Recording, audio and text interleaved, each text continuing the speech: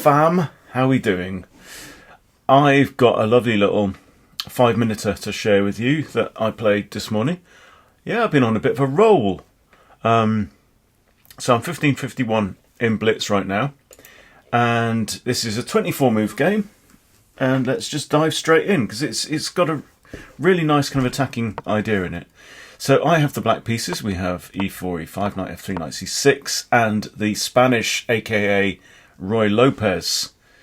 Of course, I played the Jaenisch Gambit with pawn to f5. This is in the Freddy Krueger repertoire and does very well. It's one of my favourites, actually. The Russo, the Jaenisch, the Calabrese counter gambit are all really, really nice. And we have it accepted. Now, I'm showing you the eval by, so you can see it's now tilted slightly in black's favour. The reason is we have now the move e4, just like you do in the Vienna Gambit. Annoying this knight, it can't go here or here because of queenie, and it can't go here or here because of this horse. So, what's it going to do? There's only two moves that you find. In fact, sometimes they can come in if they're smart, let you take, and then come in with a queen. But I don't think that works in this instance. Yeah. No, the best moves according to the machine are trade-off. Well, in order, it's queen e2, pinning the pawn so that it can't take the knight, retreating the knight, and then trading on c6. So we have queen e2 from black, from white. Anyway, so now knight f6. The computer doesn't like that. It says I should have countered with queen e7 immediately, but I defended the pawn with knight f6, also covering the h5 square in case this knight moves, which it's very likely to do at some point soon. We don't want to get into queen checks. And we have castles from white, and now it swings back a bit again. Computer wants me to play bishop or knight to e7 to block this and reinstate the attack on the knight. I play queen e7 now, and just say, oh, no, that's all wrong, that's all wrong. Rook e1 now. And again, another mistake from our opponent. I mean, this knight is very kickable. We've got two attackers now on this pawn, but two defenders as well. I now go in straight away with my knight forking the queen and the bishop and c2.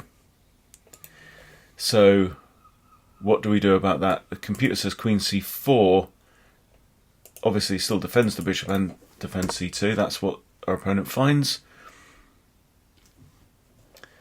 And now it says I should trade anyway. Or the move c5, which is interesting. c5 straight away, rather than the very more tempting kind of c6, d5 ideas. This knight is, of course, hanging though. So I trade off, and very natural c6.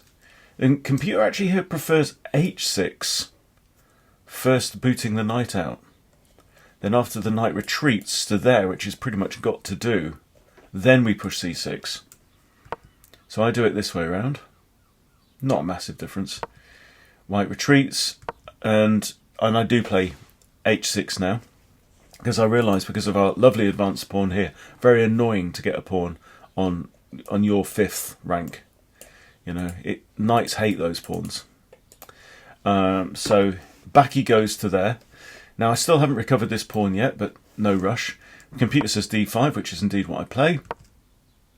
Knight now comes in, and now I snatch the pawn back. So clearly black is better here. Now I haven't castled, but I've got an attack ready to start. I could castle both ways or not castle at all. Both my bishops have got some nice vantage points on the board for starting attacks, and of course I own the centre of the park. So there we go. We have d3 now from white, and g5 hitting the knight. He now trades off, and I recapture with the bishop.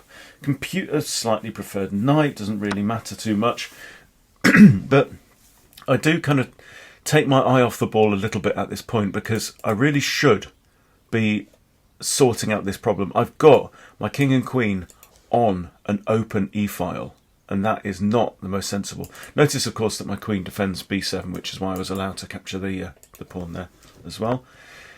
We now have rook e1, and this looks dangerous, right? Because of the possibility of like f3 attacking the bishop, which is pinned on the royal family. However, in the case of f3, now I know this from doing the course, not this exact position, but I know the pattern because it's featured, right? In this kind of situation, this diagonal often becomes gold for us, right? So you can sometimes have like queen to c5 with check, or bishop to c5 with check. And then, well, you'll see the kind of idea. So I decided to snatch the knight straight away. So this was actually almost a blunder by black. There's only two colours to remember, and I can't remember them. Okay, almost a blunder by white.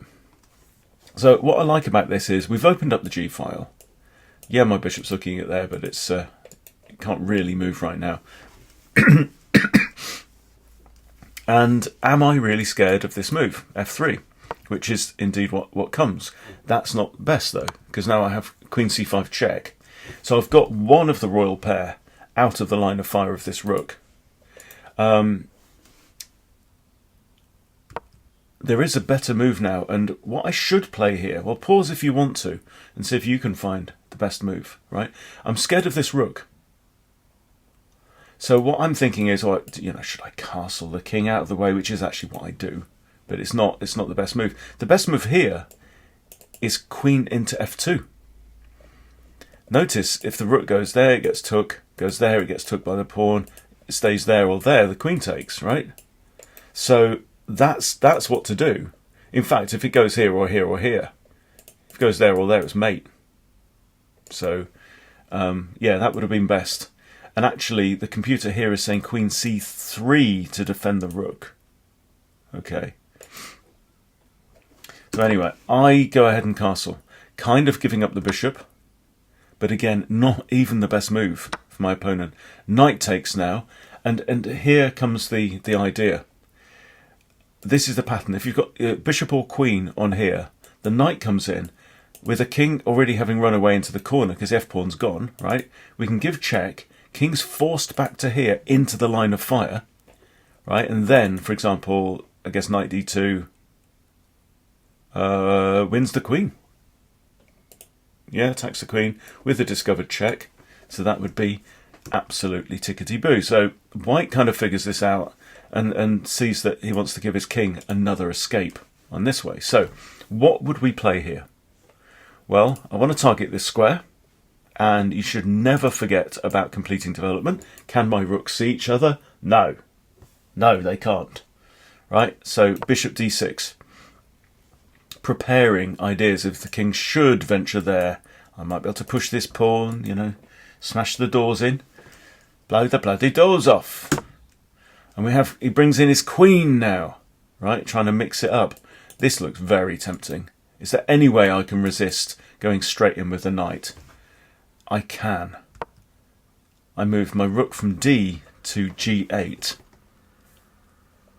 Just adding more fuel to the fire. Okay. I'm not worried about this pawn falling at all. That's just going to work this pawn's in my way, if anything. So he brings his horse out.